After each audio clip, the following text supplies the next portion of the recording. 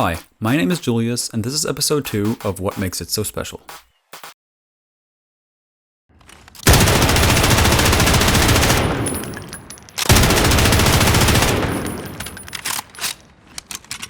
In the last video, I talked about how Gunfight OSP challenges you to make extremely fast but still deliberate decisions. Today I want to talk about how exactly the game mode achieves this by taking a dive into game theory. For those of you that don't know what exactly game theory is, it usually describes how two or more rational decision makers act in certain situations. As an example, let's take a look at the minigame Heir to Fortune from Super Mario Party. In this game, each player has to choose a direction to jump. Once all players have chosen, the moves are executed. Players don't know which move the other players will make until the very end. The goal, as in every Mario game, is to get as many coins as possible. If two or more players try to jump on the same cloud, they all get nothing.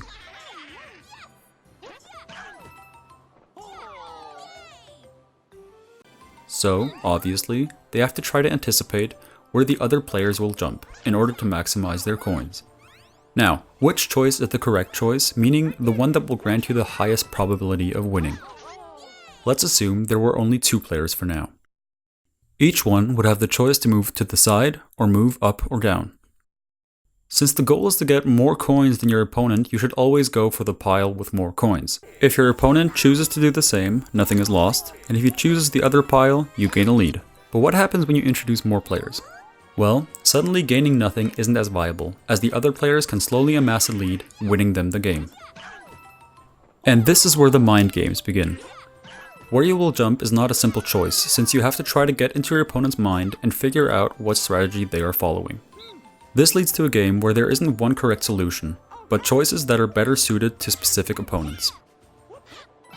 Okay, now let's get back to Gunfight.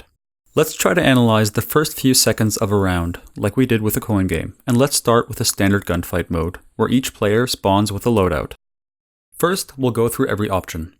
Here are the offensive options, meaning options where the player tries to get into a killing position. Option 1, the player can strafe towards the outside of the map. Option 2, the player can strafe towards the inside of the map. Option 3, the player can clamber onto the tires looking over the wooden panels.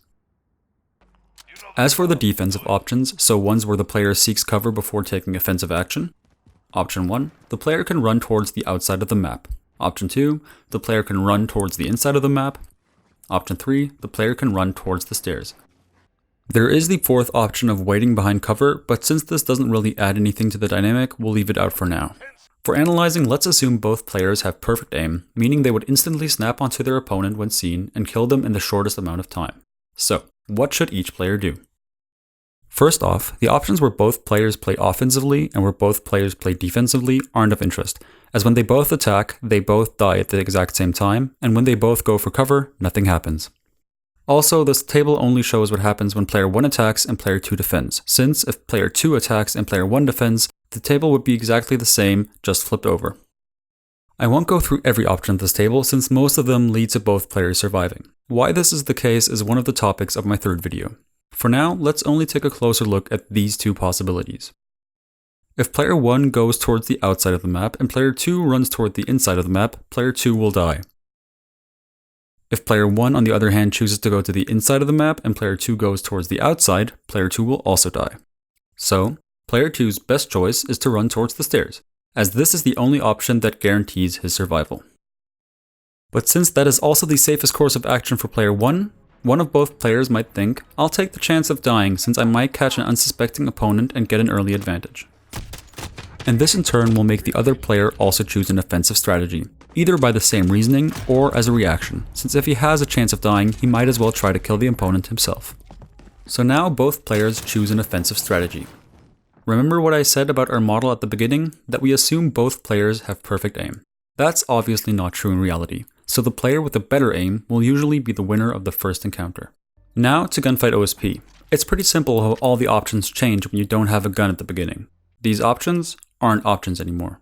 In most cases, the first weapon you can get will be a pistol that isn't the deagle, so you won't be able to one-shot kill someone across the map. Now, the whole mode starts flowing a lot better. Where in regular gunfight a kill could happen in the first 2 seconds, in OSP players will almost always get a chance to position themselves. Additionally, having guns as points of interest gives you more information about the other player's intentions. You might see where he is going, and can then figure out which weapon he will have. This in turn lets you adapt your playstyle to your opponent's decisions. He's not going to blast you from across the map with a shotgun, and he's also probably not going to get you up close having nothing but a Molotov cocktail. But since there are no points of interest in the standard mode, you can only guess where your opponent will be heading. Especially since most maps are not designed to have positions that are favorable in general, so winning rounds mainly comes down to aim. This is completely fine and okay, but it pushes the gameplay in a direction I personally don't enjoy. In case you remember, what I liked so much about Gunfight OSP was the amount of methodical thinking you had to do in a very short amount of time. This, at least in my opinion, makes for much more interesting gameplay, and is what makes Gunfight OSP so special. Now you might be saying, you just suck at aiming, you scrub, and you'd be completely right.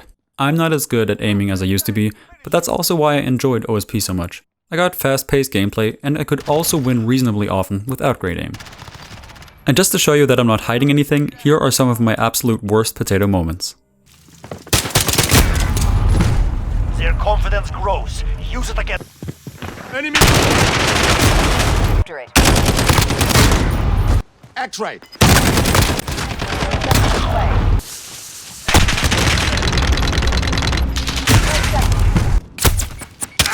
Bastard!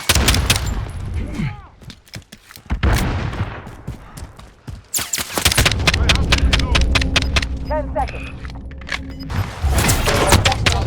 Get after it. Until next time.